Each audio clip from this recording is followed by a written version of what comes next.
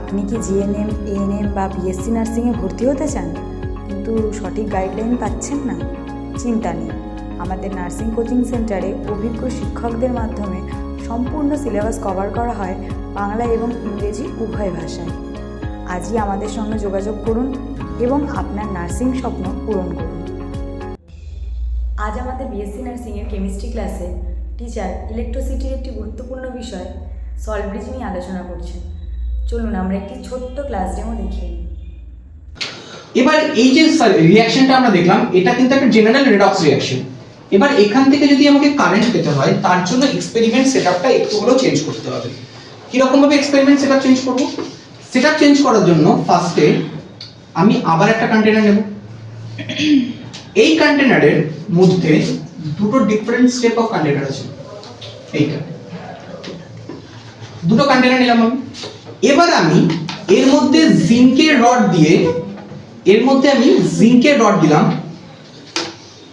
আর এর মধ্যে আমি একটু আস্তে এভরিওয়ান জিঙ্কের রড নিয়ে আমি এবার এর মধ্যে জিঙ্কেরই ইলেকট্রোড দেব, মানে জিঙ্ক সালফেট সলিউশনেরই ইলেকট্রোলাইট দেব। জিঙ্কের রড মানে যেটার ইলেকট্রোড নিলাম সেটারই ইলেকট্রোলাইটিক সলিউশন দিলাম। আগেরটা আমি উল্টো করেছিলাম, এবার কিন্তু আমি যেটার ইলেকট্রোড ইউজ করব সেটারই ইলেকট্রোলাইটিক সলিউশন। এর মধ্যে আমি কপারের ইলেকট্রোড নেব, সিউ রড নেব, আর এর মধ্যে আমি কপার সালফেটের সলিউশন নেব। তার মানে এবার কিন্তু আমি দুটো আলাদা কন্টেনারের মধ্যে দুটো ডিফারেন্ট কন্টেনারের মধ্যে একটাতে আমি জিঙ্কের ইলেকট্রোড নিলাম আর একটাতে আমি কপার ইলেকট্রোড নিলাম। মানে দু রকম সলিউশন কিন্তু আমার এখানে তৈরি হওয়া স্টার্ট হলো। এখানে জিঙ্ক সালফেট, এখানে কপার সালফেট। এবার আমি এখান থেকে একটা ইলেকট্রোলাইটিক সেটআপ তৈরি করলাম। যাই হোক, ধরুন একটা ইলেকট্রোলাইটিক যেরকম হোক একটা সেটআপ তৈরি করলাম। এখান থেকে জেনারেল একটা ইলেকট্রোলাইটিক সেটআপ তৈরি করলাম। এখানে রেজিস্ট্যান্স, নরমাল রেজিস্ট্যান্স বা ব্যাটারি নিলাম, এখানে একটা রেজিস্ট্যান্স নিয়ে এখানে সেটআপ তৈরি করলাম। এবার কিছুক্ষণ পরে সলিউশনের মধ্যে কি অবজার্ভ করতে পারলাম? সলিউশনে আমি অবজার্ভ করতে পারলাম সেই একই জিনিস, যে জিঙ্ক সলিউশন থেকে জিঙ্ক এখানে গলে গলে সলিউশনে পড়ছে। সেম গল্প, জিঙ্ক এখানে গলে গলে জিঙ্ক 2+ হয়ে এই সলিউশনের মধ্যে পড়ছে। তার মানে এখান থেকে জিঙ্ক থেকে হচ্ছে জিঙ্ক 2+, তার মানে দুটো ইলেকট্রন ছাড়ছে সিমিলারাইজ, সেই ইলেকট্রনগুলো এই রডের মধ্যে থেকে যাচ্ছে। তার মানে জিঙ্ক করলো এখানে অক্সিডেশন, সেই ইলেকট্রনগুলো এই তারের সাহায্যে এদিকে যাচ্ছে, সেই ইলেকট্রনগুলো এই তারের সাহায্যে এখানে আসছে। এই সলিউশনে অলরেডি কপার সালফেট ভেঙে আছে Cu2+ SO4 2- এ। সো Cu2+ এই সলিউশনের মধ্যে আছে অলরেডি। Cu2+ জিঙ্কের ছেড়ে দেওয়া ইলেকট্রনকে খাওয়ার জন্য সলিউশন থেকে উপরে ঢুকতে যাচ্ছে রডের মধ্যে। জিঙ্কের ছেড়ে দেওয়া ইলেকট্রনগুলো তার দিয়ে আসছে, তাকে খাওয়ার জন্য হচ্ছে Cu2+ দুটো ইলেকট্রন খেয়ে তৈরি করছে Cu সলিড। তার মানে এখানে কপার কি করলো? রিডাকশন। এই সেটআপটা চলছিল কন্টিনিউয়াসলি। এই পুরো ব্যাটারিতে বা এই পুরো সেলের দুটো পোরশন আমি যদি হাফ করে নিই, দুটো পোরশনকে আমি যদি কেটে নিই, তাহলে আমি বলবো এই পার্টটাকে আমরা বলবো অক্সিডেশন হাফ সেল, এই পার্টটাকে আমরা বলবো রিডাকশন হাফ সেল। এটাকে আমরা বলবো অক্সিডেশন হাফ সেল, এটাকে আমরা বলবো রিডাকশন হাফ সেল। এবার কিছুক্ষণ পরে যতক্ষণ এই যে কপার যে ইলেকট্রনগুলোকে খাওয়া শুরু করে দিচ্ছে, লিখবি পরে, আগে মন দিয়ে গল্পটা শুন।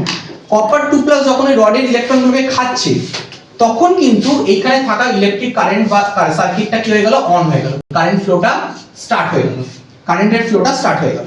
যেই কপার এগুলোকে খেতে শুরু করলো, কারেন্টটা সার্কিটটা অন হয়ে গেল।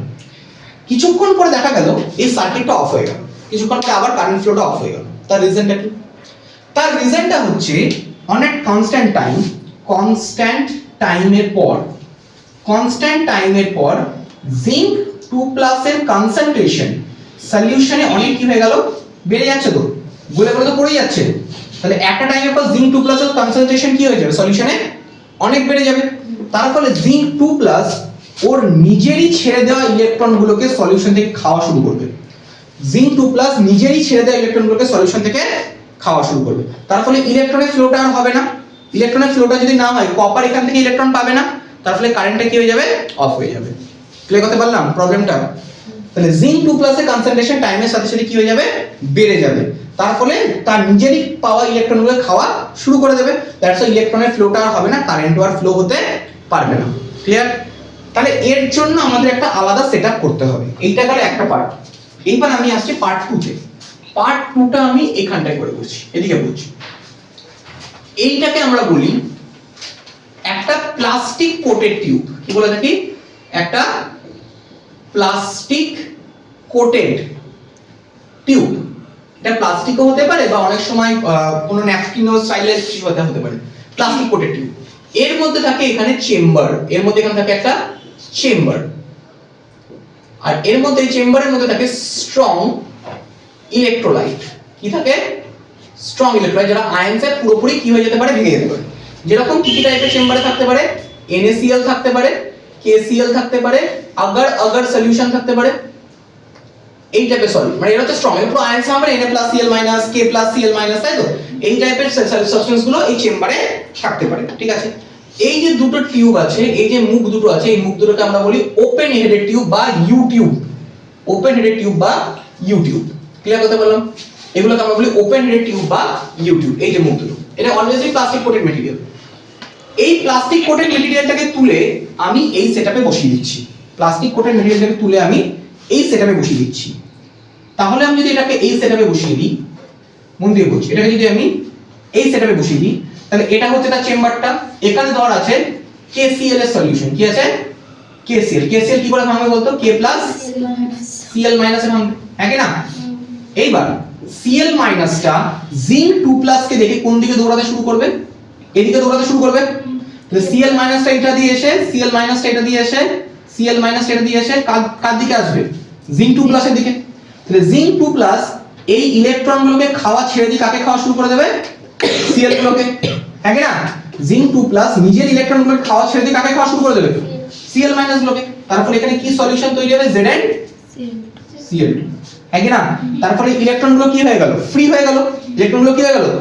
ফ্রি হয়ে গেল। আবার ইলেকট্রন ফ্লো শুরু হলো, কারেন্টটা আবার ব্যাক হওয়া শুরু হলো। ক্লিয়ার? তাহলে এই প্লাস্টিক কোটেড ইউ টিউবটা কি তৈরি করলো? এই প্লাস্টিক কোটেড ইউ টিউবটা দুটো লিকুইডের মধ্যে লিকুইড লিকুইড জাংশন পোটেনশিয়াল তৈরি করলো। জাংশন পোটেনশিয়াল ক্রিয়েট করলো। এই দুটো সলিউশনের মধ্যে liquid liquid junction potential create করলো, হ্যাঁ কি না? প্লাস দুটো সলিউশনকে নিউট্রাল করলো। Neutral the both solution. দুটো সলিউশন কি করলো? নিউট্রালাইজ করলো। এদিকে গিয়ে জিঙ্ককে 0 করলো, আর এদিকে এই K+ টা গিয়ে এখানে যে SO4- টা পড়ে থাকবে সেটাকে নিউট্রালাইজ করবে। ক্লিয়ার করতে পারছি?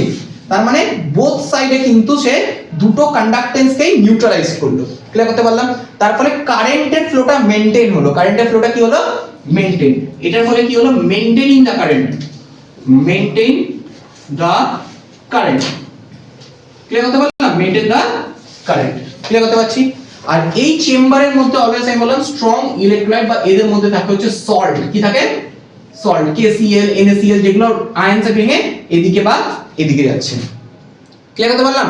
তার ফলে K+Cl- ভেঙে গেল, Cl- টা এদিকে এলো, তাহলে জিঙ্কটা Cl খাওয়া শুরু করলো, ইলেকট্রনগুলো ফ্রি হয়ে গেল, ইলেকট্রন আবার ফ্লো করলো, কারেন্ট আবার স্টার্ট হয়ে গেল। ক্লিয়ার করতে পারছি? এই যে জিনিসটা লিকুইড লিকুইড জাংশনের প্লাস্টিক কোটেড টিউব, এইটাকে আমরা বলি সল্ট ব্রিজ। কি বলে থাকে? Salt bridge. মনে থাকবে? ক্লিয়ার? এটাকে আমরা বলি সল্ট ব্রিজ, যার মধ্যে সল্টের কম্পোজিশনস থাকবে। ক্লিয়ার? এটাকে আমরা বলবো সল্ট ব্রিজ। তাহলে সেল রিপ্রেজেন্টেশন কিভাবে লিখবো? টোটাল সেল দেখ এভাবে লিখবি। সেলের রিপ্রেজেন্টেশন জিঙ্ক থেকে কি হলো বলতো? জিঙ্ক 2+। জিঙ্ক থেকে কি হলো? জিঙ্ক 2+, তাই তো? তার মাঝখানে কি আছে? Salt bridge. সল্ট ব্রিজকে আমরা এরকম ডবল দাগ দেব। সল্ট ব্রিজকে আমরা এরকম ডবল দাগ দেব। তারপর কি তৈরি হলো? কপার 2+ থেকে কপার। ক্লিয়ার করতে পারলাম? তাহলে এটা হচ্ছে অক্সিডেশন হাফ, এটা হচ্ছে রিডাকশন হাফ, আর এটা হচ্ছে সল্ট ব্রিজ। এবার মন দিয়ে বুঝ। এই রডটা কি নেগেটিভ, তার করসপন্ডিং ওই রডটা কি পজিটিভ। অ্যানোড ইলেকট্রনগুলো খেয়ে নিচ্ছে তো, তাহলে সেই জন্য এটাকে আমরা নাম দেব অ্যানোড। কি নাম দেব?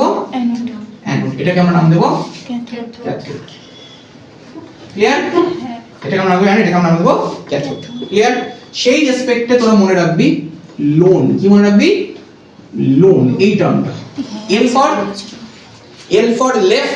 for left, O for oxidation, A for anode, N for negative.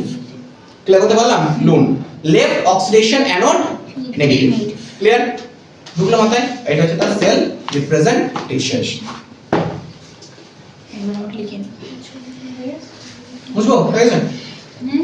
আচ্ছা ঠিক আছে।